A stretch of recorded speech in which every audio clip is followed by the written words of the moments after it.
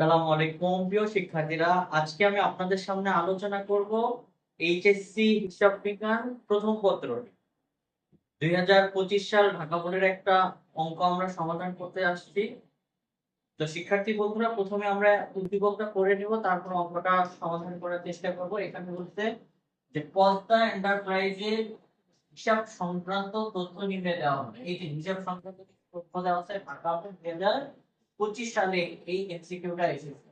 বিবরণ মোট লাভ দেওয়া আছে 2023 সালে 2,21,10,000 টাকা, 2024 সালে হচ্ছে 2,60,000 টাকা।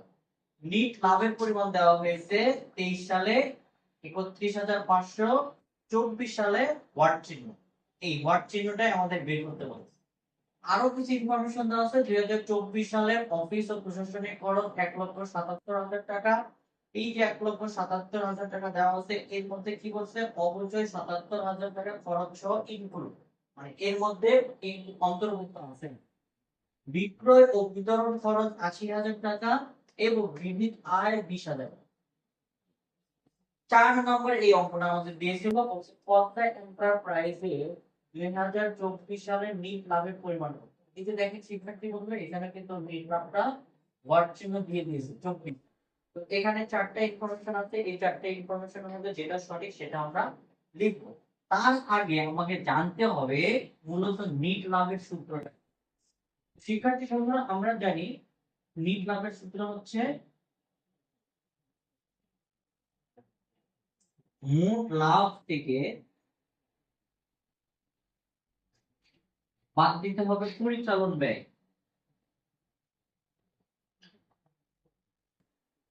তার সাথে যোগ করতে হবে বিবিধ আয়।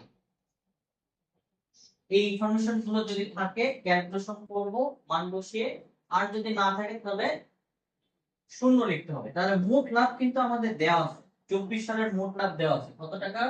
এই যে মোট লাভ দেওয়া আছে 2,60,000 টাকা। এখন এই পরিচালন ব্যয়ের মধ্যে দুইটা ইনফরমেশন আমরা এখানে দেখতে পাচ্ছি। প্রথমে বলছে অফিস ও প্রশাসনিক খরচ 1,77,000 টাকা, বিক্রয় ও বিতরণ খরচ 80,000 টাকা। এই দুইটা জিনিস আমরা এখানে কি করব,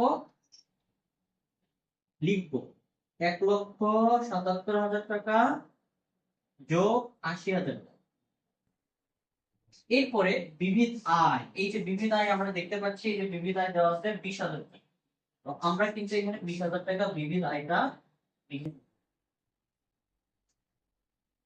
এখন এটা জাস্ট ক্যালকুলেশন করলেই কিন্তু আমাদের মানটা বের হয়ে যাবে।